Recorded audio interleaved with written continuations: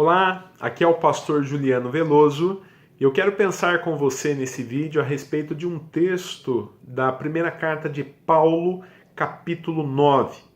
E nesse texto, Paulo faz uma analogia entre competições esportivas e a vida cristã. Ele diz no versículo 24: Não sabeis vós que os que correm no estádio, todos na verdade correm, mas um só leva o prêmio?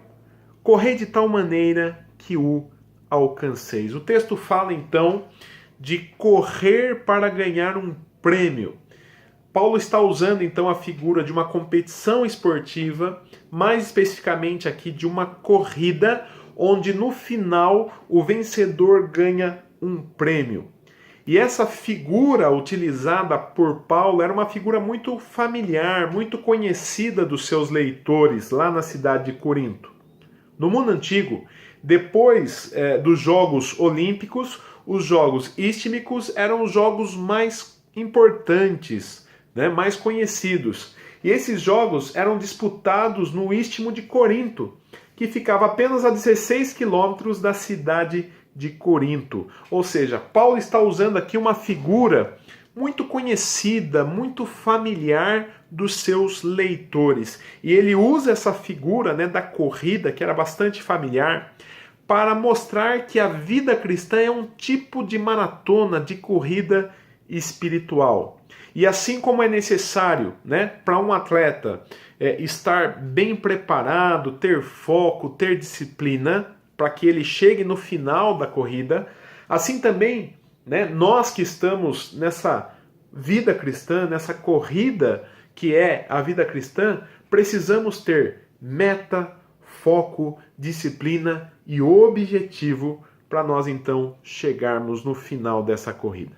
Bom, é importante fazer um destaque aqui. É importante entender que Paulo não está falando de salvação nesse texto. Até porque a salvação ela não é conquistada por méritos humanos. A salvação é graça de Deus, é presente de Deus, ela é resultado do favor imerecido de Deus. Efésios 2, 8 e 9 deixa claro isso. O texto diz: Porque pela graça sois salvos, veja, pela graça sois salvos, mediante a fé. E isto, a fé, não vem de vós, é dom de Deus, não de obras para que ninguém se glorie. Então Paulo não está falando de salvação. Na verdade, Paulo está falando de santificação. Para a santificação, sim, é necessário um esforço da nossa parte. Nós que somos cristãos, nós devemos nos esforçar para obter a santificação. Deus nos dá os meios de graça, Ele nos abençoa, mas é necessário um esforço da nossa parte. Bom, feito isso, vamos voltar para o texto. Então ele está usando aqui a figura da corrida. E no versículo 25, Paulo continua. Ele diz: Todo atleta em tudo se domina. Aqueles, né, para alcançar uma coroa corruptível, nós, porém, a incorruptível. Então ele começa com a frase: todo atleta em tudo se domina. E Paulo refere-se aqui à disciplina que um atleta precisa ter. Um atleta, de fato, ele precisa estar bem preparado, ele precisa, né, se preparar fisicamente, ele precisa se preparar mentalmente, ele precisa conhecer as regras do seu esporte, e assim também é na vida cristã. É interessante que Paulo usou essa mesma figura, né, na segunda carta que ele escreve a Timóteo, capítulo 2, versículo 5, quando ele diz: Igualmente, o atleta não é coroado se não lutar segundo as normas. Então nós precisamos, né, nós que estamos nessa corrida cristã, nós precisamos conhecer as regras dessa corrida. E essas regras são reveladas na palavra do Senhor. Lá nós temos, né, a maneira com que nós podemos e devemos andar e correr. Muito bem. Mas se um atleta ele for disciplinado, então no final ele vai ganhar uma coroa, diz o texto. No caso lá dos atletas que corriam os jogos, eles iam ganhar uma coroa perecível. Né? Eles ganhavam uma coroa de louros que ia deixar de existir com o tempo. Na vida cristã não é assim. nós estamos correndo uma maratona, né, que é a vida espiritual, e quando nós chegarmos no final dessa maratona, nós também vamos ganhar uma coroa. Mas não é uma coroa perecível, que perde o valor, que pode ser roubada. Não.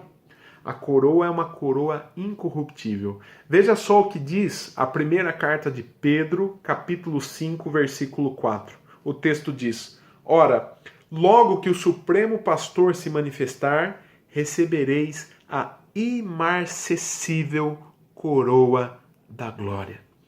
E essa coroa não pode ser roubada, ela não pode ser destruída, ela não perde o valor. É essa coroa que eu e você, que somos cristãos, vamos receber. E Paulo ainda, né, usando essa analogia, né, da corrida, no versículo 26 ele diz: Assim corro também eu, não sem meta. Veja, Paulo está dizendo que não corre sem meta. Ele sabe onde ele está, ele sabe onde ele quer chegar e ele corre de acordo com as regras para chegar então na sua meta.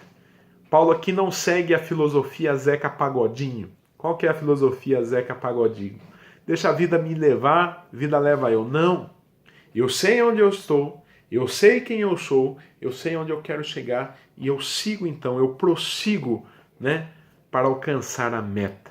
É o que está, por exemplo, em Filipenses capítulo 3, versículo 14. Veja que texto interessante. O texto diz: Prossigo para o alvo, para o prêmio da soberana vocação de Deus em Cristo Jesus.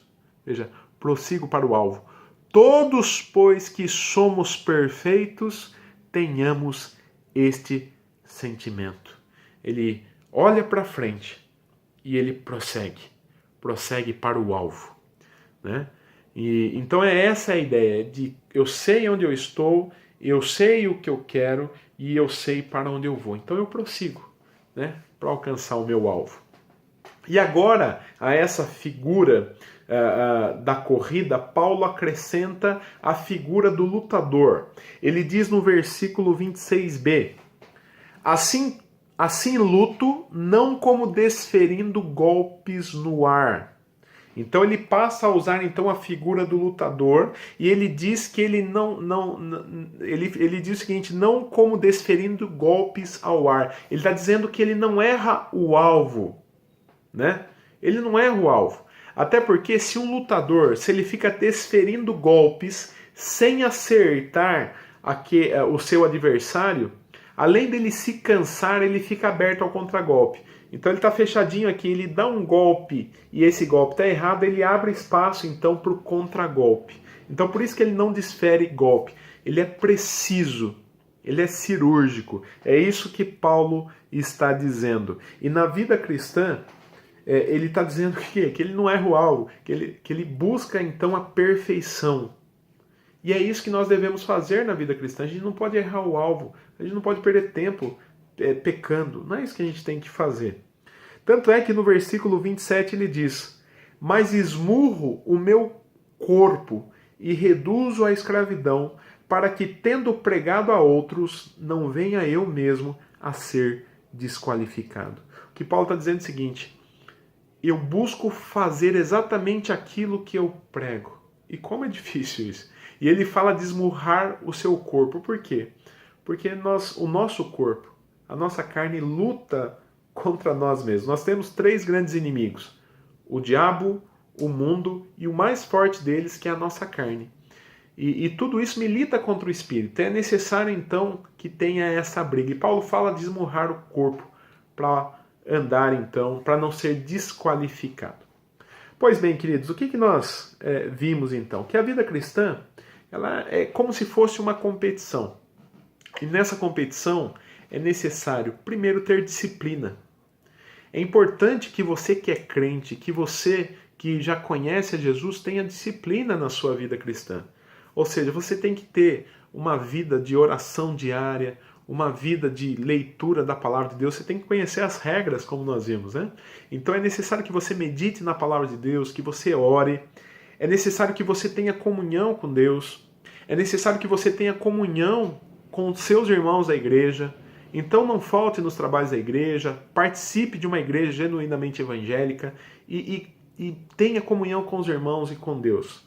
Além disso, não perca o foco. Paulo fala aqui de nós olharmos para o alvo, de nós buscarmos, então, olharmos para a coroa e prosseguirmos. Nós temos que fazer isso.